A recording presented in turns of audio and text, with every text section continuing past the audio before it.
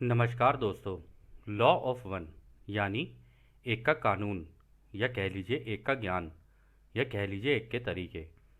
यह उसका 45वां सत्र है जो कि अप्रैल 6 1981 को रिकॉर्ड किया गया था।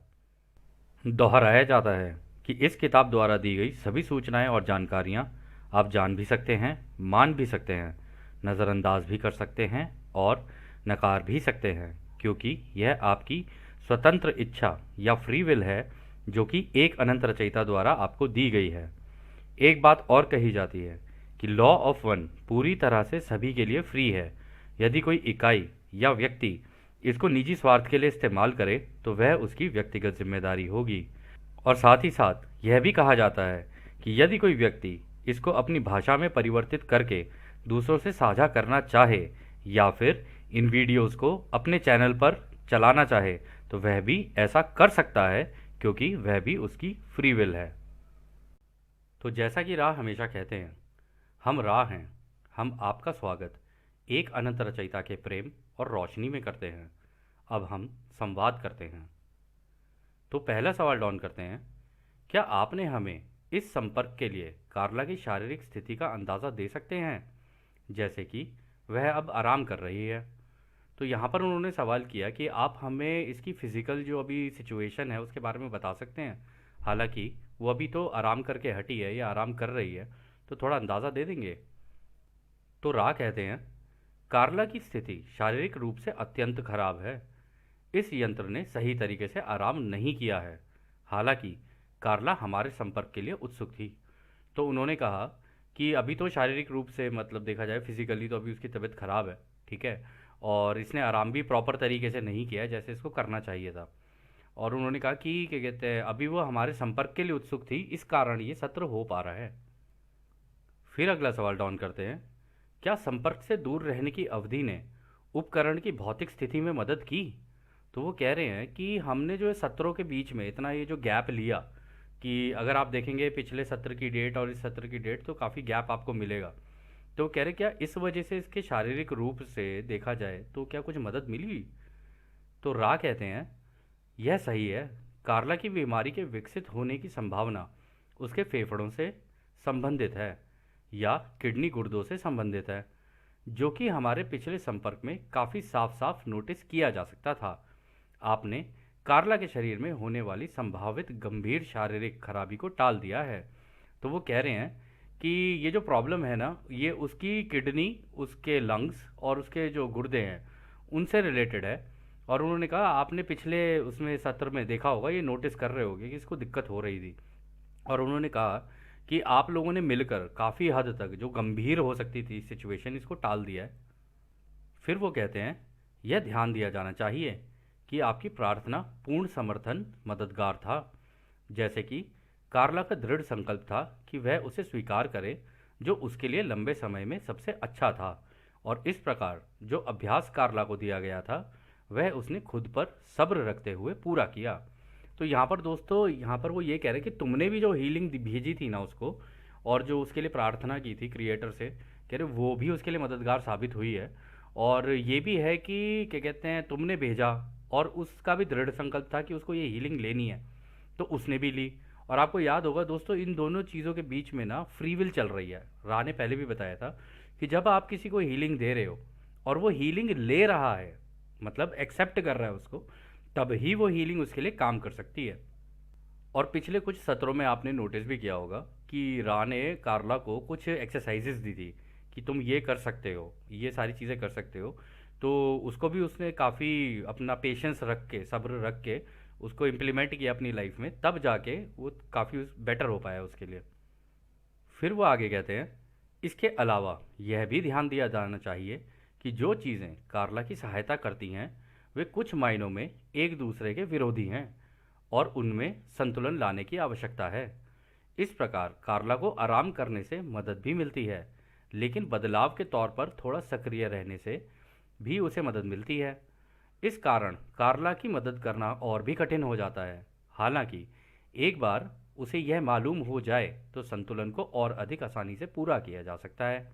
तो दोस्तों, यहाँ पर उन्होंने ये कहा कि देखो जो हमने चीज़ें दी थी वो एक सेट पैटर्न के तरीके से तुमको दी थी, अगर उसको इम्प्लीमेंट करती रहती, उसको पैटर्न बनाती अपने जीवन का, तो ये ज़्यादा कारगर साबित होती। लेकिन यहाँ पर हो ये रहा है कि वो बार बार ना चेंजेस लाए जा रही है, तो अपने पैटर्न को ब्रेक कर रही है। तो वो चेंजेस लाने की वजह से ना रा का भी उनकी उसकी मदद करना ये थोड़ा मुश्किल हो पा रहा है, क्योंकि अगर एक सेट पैटर्न होगा तो रा उसके अकॉर्डिंगली काम कर सकते हैं। अगर आप ज़्यादा चेंजेस लाते जाओगे अपनी ज़िंदगी में भी, अगर आप ज़रूरत से ज़्यादा तेज़ी से चेंजेस लाते जाओगे ना, तो आप नोटिस करोगे कि संतुलन है नहीं उसमें। तो जब पैटर्न बनता है ना, संतुलन भी तभी आता है। तो खैर अगला सवाल डॉन करते हैं, क्या आप मुझे बता सकते हैं कि घुमक्कड़ों का यानी वॉन्डरर्स का एक बड़ा प्रतिशत जो यहाँ है, क्या वो राके हैं? तो यहाँ पर उन्होंने पूछा कि जो अभी इतने सारे वॉन्डरर्स आपने यहाँ पर उतारे हुए हैं इस धरती के ऊपर, उनका जो परसेंटेज वाइज अगर देखा जाए तो क्या वो रा आपके समूह के हैं यानी सूर्यवंशी हैं? तो रा कहते हैं हाँ हम बता सकते हैं। तो डॉन कहते हैं क्या वो राके हैं? तो रा कहते हैं छठी घनत्वता के घुमक्कड़ों का काफ़ी बड़ा हिस्सा हमारे समूह से है। एक अन्य बड़े हिस्से में वे लोग शामिल हैं जिन्होंने दक्षिण अमेरिका के लोगों की सहायता की थी। एक और हिस्सा जिन्होंने अटलांटिस की सहायता की थी। वो सारे हमारे भाई बहन छठी घनत्वता के ही हैं और उन्होंने एक होकर पिरामिड जैसे आकारों को बनाने में हमारी सहायता भी की थी। वो सारे लोग इस वक्त यहाँ आए हैं ताकि हम आप लोगों की सहायता कर सकें। तो दोस्तों यहाँ पर जो इन्होंने ये कहा ना कि एक बड़ा हिस्सा हमारे समूह का था, तो आप ये जो वॉन्डर्स जितने भी अभी धरती पे उतरे हुए हैं ना, हो सकता है आप में से भी कई हों उनमें, ठीक है। अब आप वो हम आपकी इच्छा पर छोड़ रहे हैं कि आपको लगे या ना लगे। और ये आपको इस धरती के ऊपर ना अलग अलग रूप में दिख जाएंगे, हर फील्ड के अंदर आपको दिख जाएंगे, यंग जनरेशन में भी दिख जाएंगे, पुरानी जनरेशन में भी दिख जाएंगे। आपको इनके बिहेवियर को आप नोटिस करोगे, आपको पता चल जाएगा कि ये वॉन्डर्स ही हैं। तो यदि आप चाहें किसी को लॉ ऑफ वन देना तो आप पूछ सकते हैं उनसे कि मुझे ऐसा लग रहा है कि तुम्हारा बिहेवियर ना एक वॉन्डरर की तरह है। तो जब वो पूछे कि वॉन्डरर क्या है, तब आप उन्हें चाहें तो लॉ ऑफ वन दे सकते हैं, क्योंकि आप पूछ रहे हैं और जब वो मांग रहा है तब आप उसे दे रहे हैं। तो ऐसे ही अगर आप चाहें तो आप ऐसे भी इस्तेमाल कर सकते हैं लॉ ऑफ वन को दूसरों को देने के लिए। लेकिन यहाँ पर सबसे इंपॉर्टेंट चीज़ जो उन्होंने बोली, उन्होंने कहा एक बड़ा समूह तो हमारा है, यानी हमारे सूरज की यहाँ से जितने भी आए हुए हैं यहाँ पे वॉन्डर्स, मेजर मेजॉरिटी वहाँ से है, ठीक है। फिर उन्होंने कहा दक्षिण अमेरिका में भी हमारे कुछ थे भाई बहन जो आए थे। तो ये वो हैं दोस्तों जो इसी हमारी आकाश गंगा की गैलेक्सी के अंदर और भी सूरज हैं। अब ऐसा तो हो नहीं सकता ना कि एक सूरज के अंदर से सारे के सारे वॉन्डर्स उठा के यहाँ पर भेज दिए जाएं। नंबर तो कमी है ना वहाँ पर भी, अगर आप देखोगे तो उन्होंने कहा था 65 मिलियन, तो उसके हिसाब से अगर आप देखोगे तो वो तो नंबर तो कम ही है। तो कुछ उधर से आ जाएंगे, ठीक है, हमारे सूरज से, कुछ इसी हमारी आकाश गंगा में किसी और सूरज से अपने आप को नॉमिनेट कर देते हैं कि हम भी जाना चाहते हैं इस ग्रह की मदद करने के लिए। कुछ और कहीं के सूरज के होंगे, वो भी आ जाते हैं उठ के। तो ये क्योंकि सारे आपस में भाई बहन हैं और हम भी सारे भाई बहन ही हैं आपस में, अंत में जाके हम लोगों को सबको एक ही होना है, ठीक है ना, बनना तो सबको रचयिता ही है अंत में, है ना। लेकिन ये प्रोग्रेशन का तरीका है। तो वो कह रहे हैं कि कुछ वहाँ से भी आए और कुछ अलग अलग जगहों से भी आए, मतलब अलग अलग सूरजों से आए। तो कह रहे हैं उनमें से कुछ थे जो कि अटलांटिस के टाइम पर थे। अब दोस्तों अटलांटिस की सभ्यता, कई लोगों ने हमसे पूछा कि अटलांटिस की सभ्यता कैसी होती होगी। तो आज आप टेक्नोलॉजिकल वर्ल्ड में आप जितने भी कंट्रीज़ को देख रहे हो ना जो टॉप पर हैं, आप उनको अटलांटिस की सभ्यता की तरह के तरीके से देख सकते हैं। ये हम आपको ये नहीं कह रहे कि आप ऐसा कर लो या वैसा कर लो, एक तरीके से अंदाज़ा लगाया जा सकता है। फिर उन्होंने कहा कि ये जो है ना क्या कहते हैं, कुछ साउथ अमेरिका में भी गए थे। साउथ अमेरिका हो गया आपका, चिले हो गया आपका, मायंस हुआ करते थे उस टाइम पे, होपी सिविलाइजेशन हुआ करती थी, एब ओरिजिनल्स हुआ करते थे, और रेड इंडियंस जिनको हम लोग बोलते हैं वो भी हैं, और भी कई सभ्यताएं वहाँ पर है। ब्राज़ील में भी ऐसी सभ्यताएं हैं। तो यहाँ पर अगर आप नोटिस करेंगे ना तो वहाँ पर भी वो यही कह रहे हैं कि वहाँ पर गए थे और वहाँ उन्होंने जाकर पिरामिड्स बनाए थे। तो अटलांटिस में भी बने थे पिरामिड्स, उधर साउथ अमेरिका में भी बने थे, इजिप्ट में भी बने थे। इस तरीके से जगह जगह जगह जगह ये बहुत बड़ा समूह था रा का, ये सारे के सारे निकल कर आए थे, ठीक है ना। और जिस भी उस पे होंगे ना, सूरज पे होंगे, आजकल आप सुन रहे होगे प्रिंसिपल्स ऑफ को, ये सारे आपस में भाई हैं जितने भी हैं, है ना। प्रिंसिपल्स को भी किसी सूरज से ही होंगे, ऐसा हो नहीं सकता कि वो किसी, जिस तरीके की उनकी अंडरस्टैंडिंग है उसको देख के तो ऐसा ही लगता है। हालांकि रा की अंडरस्टैंडिंग तो काफ़ी मतलब डीप है इस मामले में। तो उनका यहाँ पर ये कहना है कि भाई अभी जो ज़्यादातर मेजॉरिटी आई हुई है वो इसी तरीके से आई है, मिक्स आई हुई है हमारी भी। तो खैर अगला सवाल डॉन करते हैं, क्या आप कह सकते हैं कि हम तीनों में से कोई रा या अन्य समूह में से एक है? तो रा कहते हैं हाँ हम बता सकते हैं। तो डॉन कहते हैं क्या आप बता सकते हैं कि हम में से कौन किस समूह के हैं? तो रा कहते हैं नहीं, ये नहीं बताएंगे दोस्तों, क्योंकि इसमें आज़ादी का उल्लंघन है। किसी को अपने आप को किसी गुट का हिस्सा मान लेना, और ये केवल मान्यता के ऊपर बेसिस है ये, क्योंकि आप जानने की कोशिश नहीं कर रहे हो, क्योंकि ये चीज़ें सारी इन्फॉर्मेशन आपको खुद ढूंढनी है अपनी मेडिटेटिव स्टेट में जाके अपने हायर सेल्फ से, जिसको आप अपना गुरु भी कह सकते हो। आपका हायर सेल्फ ही आपका बेस्ट गुरु है। जैसे कई लोगों ने हमसे पूछा कि हमें एक गुरु की आवश्यकता है, ये है वो है, तो हमने जितनी लॉ ऑफ वन की अंडरस्टैंडिंग थी हमने उसके बेसिस के ऊपर उनको यही बताया कि आपका बेस्ट गुरु तो आपका हायर सेल्फ ही है। उससे ज़्यादा कोई बेटर नहीं जान सकता, क्योंकि उसको केवल आप ही की नॉलेज नहीं है, उसको इस पूरे ग्रह की भी नॉलेज है, पूरे ब्रह्मांड की भी नॉलेज है। तो अगर आप उनसे कांटेक्ट करते हो अपने मेडिटेटिव स्टेट के अंदर जाके, तो वो आपको बेटर गाइड कर सकते हैं, क्योंकि वो आपसे चीज़ें छुपाएंगे नहीं, अपने मतलब के लिए नहीं सोचेंगे, क्योंकि वो तो आप ही हो, है ना, आपका हायर वर्जन है वो। तो जो हायर वर्जन है, यानी कह लो फ्यूचरिस्टिक वर्जन है, जो आगे निकलते गए इसी उसमें प्रोग्रेशन में, तो वो आपसे क्या छुपाएंगे, वो आपसे कहेंगे कि ये लो तुम्हें इन्फॉर्मेशन चाहिए ले लो। ऐसी तो होता है, आप माता पिता हो, आप बड़े हो, जब बच्चा मांगेगा तो आप दे ही दोगे ना। तो ये उसी तरीके से चलता है तो वो आप ही का अंश, इसी तरीके से होता है। तो खैर अगला सवाल डॉन करते हैं, क्या हम सभी उन समूहों में से एक हैं जिनके बारे में अभी आपने बताया है? तो रा कहते हैं हम उतना ही बताएंगे जिससे आपकी आज़ादी का उल्लंघन ना हो। आप में से दो लोग छठी घनत्वता से हैं और एक पांचवी घनत्वता से है, और वो छठी घनत्वता में कटाई लायक है, लेकिन शिक्षक और छात्र के प्रेम पूर्ण जुड़ाव के कारण आप सब ने घुमक्कड़ यानी वॉन्डर के रूप में वापस धरती पर आने का फैसला किया है। इस प्रकार आप तीनों का एक बहुत ही एकजुट समूह बना है। तो दोस्तों यहाँ पे दो तीन चीज़ें बड़ी इंपॉर्टेंट है। उन्होंने कहा देखो हम तुम्हें उतना ही बताएंगे जिसमें तुम्हारी आज़ादी का उल्लंघन ना हो।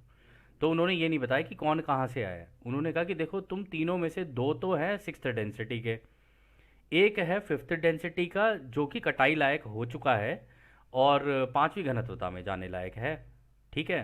फिर वो कहते हैं लेकिन शिक्षक और छात्र के प्रेमपूर्ण जुड़ाव के कारण आप सबने घुमक्कड़ के रूप में वापस धरती पर आने का फैसला किया है।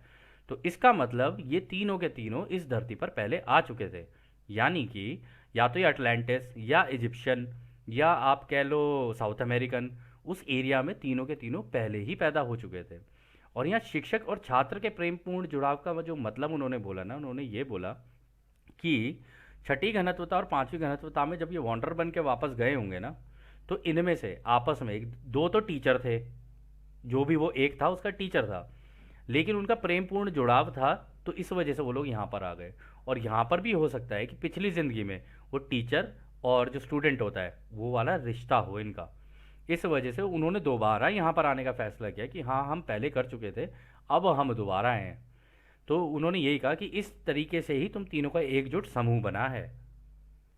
हालांकि दोस्तों इस चीज़ को जानने के लिए कि कौन किस घनत्वता से हो सकता है केवल अंदाज़ा लगाया जा सकता है, और वो हम आप लोगों के ऊपर ही छोड़ रहे हैं कि आप जिम, कार्ला और डॉन तीनों को अगर देखो अपने दिमाग के अंदर, या उनका एनालिसिस करने की कोशिश करो, उनका बिहेवियरल एनालिसिस करने की कोशिश करो, तो ये हम आप पर छोड़ते हैं कि आप किसको कौन सी घनत्वता से समझते हैं।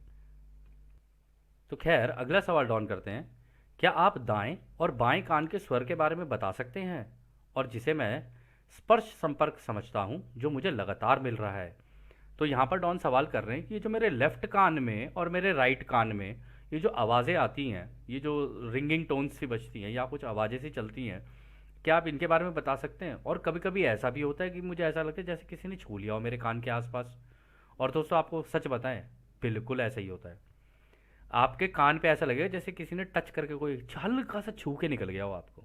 लेफ्ट में भी और राइट में भी, दोनों जगह हो सकता है ये। बिल्कुल आपको एकदम से तैयार रहना चाहिए, जैसे ये हो उसी टाइम पे किसी व्यक्ति को, हम आपको ये तो नहीं कह सकते कि आप करो, तो किसी भी व्यक्ति को ऐसा हो जाना चाहिए कि ओह ये राइट साइड में हुआ, ये लेफ्ट साइड में हुआ। जब ऐसे होगा ना तो उसे समझ में आ जाएगा कि इस वक्त जो मेरी सोच में चल रहा था उसकी कंफर्मेशन है ये। तो खैर रा इसका जवाब देते हैं, हम इसके बारे में पहले बता चुके हैं, कृपया इसके बारे में अतिरिक्त जानकारी के लिए थोड़े विस्तार में सवाल करें। तो डॉन कहते हैं, मुझे लगता है कि अलग अलग समय में मुझे मेरे बाएं और दाएं कान में गुदगुदी सी होती रहती है। क्या इसका मतलब ये उससे अलग है जैसा मेरे दाएं और बाएं कान में आवाज़ आती रहती है? तो रा कहते हैं नहीं। तो रा ने कहा, ये जो गुदगुदी होती है ना, ये जो छूके से कोई निकल जाता है और ऐसा लगता है जैसे टिंगलिंग सी हुई हो कोई कान के आसपास, या फिर कानों में आवाज़ें आ रही हैं, कह रही ये दोनों ही जो घटनाएं हैं एक ही हैं, इसको अलग अलग मत देखना। तो वो अगला सवाल डॉन करते हैं, ऐसा क्यों समझा जाता है कि बाएं कान खुद की सेवा के संपर्क के लिए है और दायां कान दूसरों की सेवा के संपर्क के लिए है? तो रा कहते हैं, आपके भौतिक शरीर की प्रकृति यह है कि इसके ढांचे के जटिल पैटर्न्स में चुंबकीय क्षेत्र होता है जो कि पॉजिटिव और नेगेटिव झुकाव का होता है। अधिकांश इकाइयों के सर का बायां भाग समय अंतरिक्ष निरंतरता के स्तर पर एक नेगेटिव झुकाव का होता है।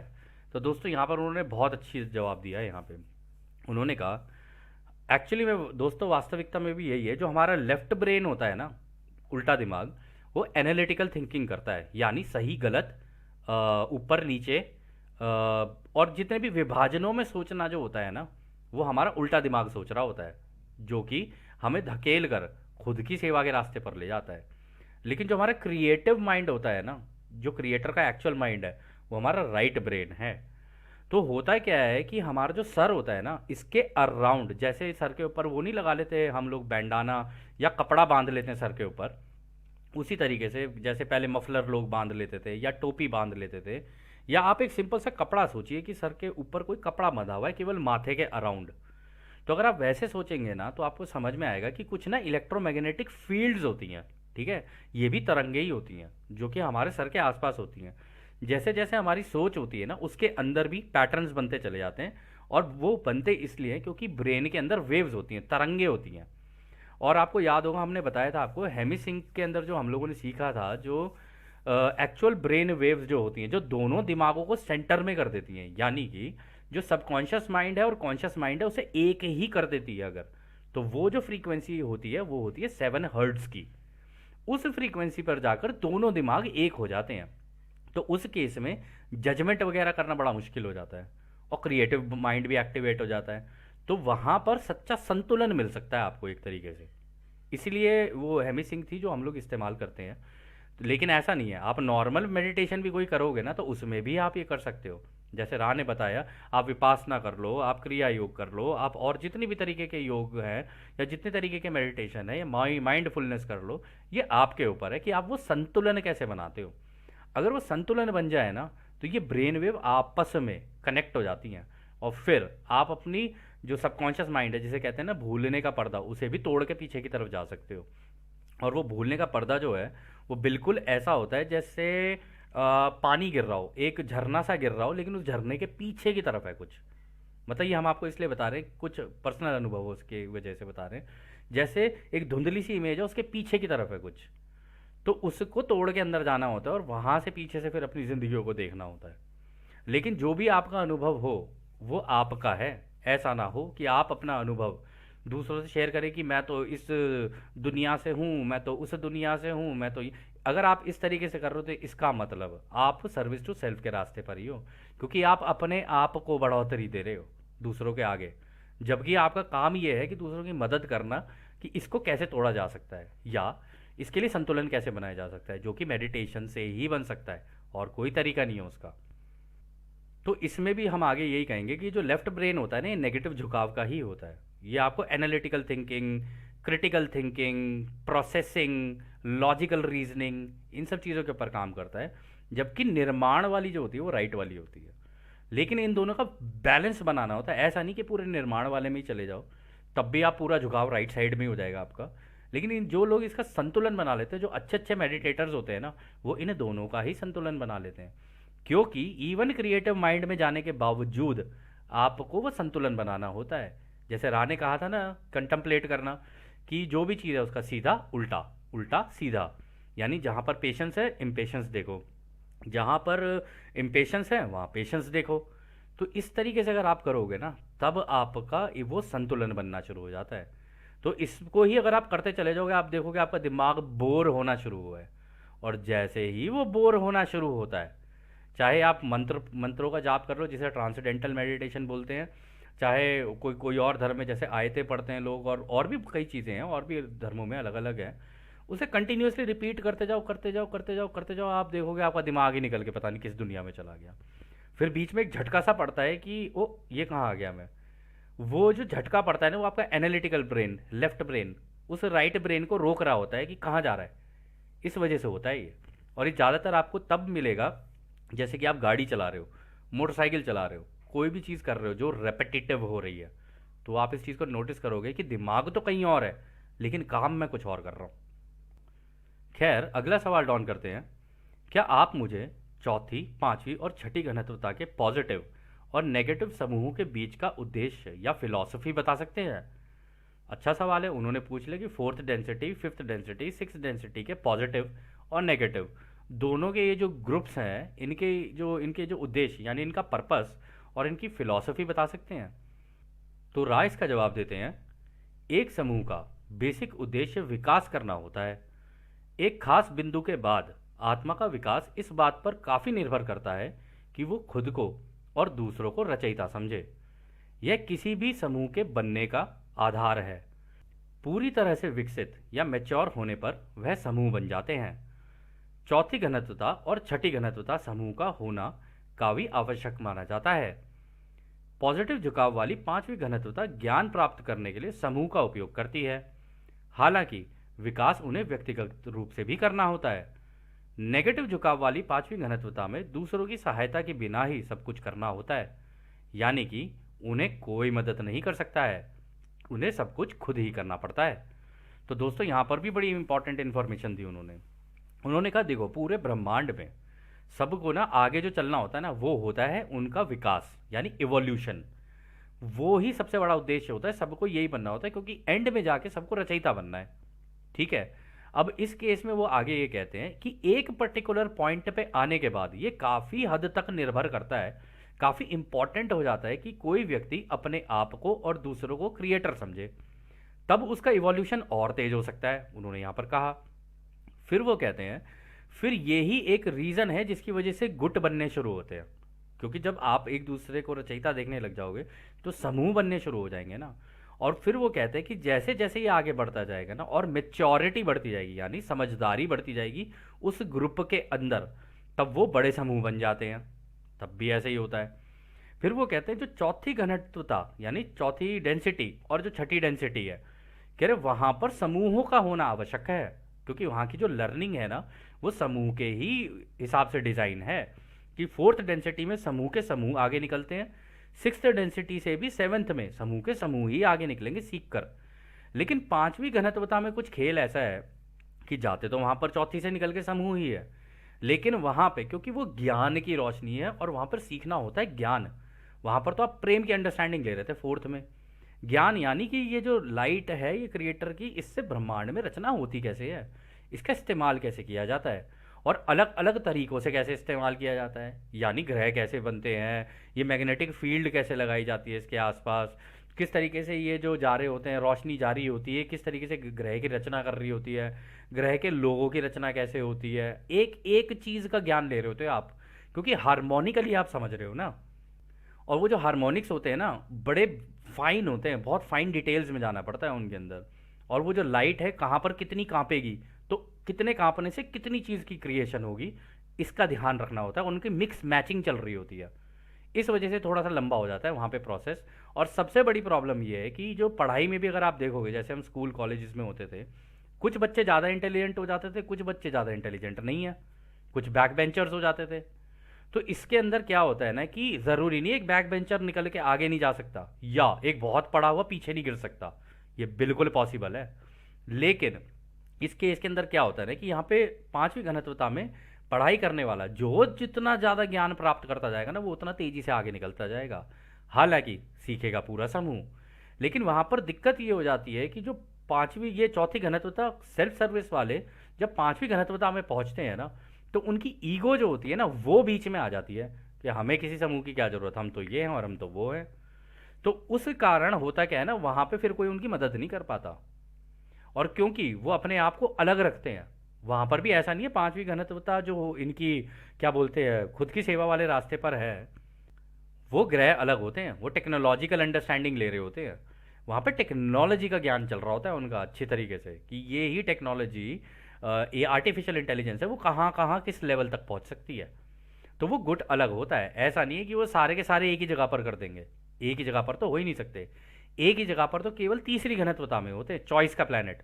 फिर उसके बाद निकल के अलग अलग दिशाओं में निकलते हैं, अलग अलग ग्रहों पर।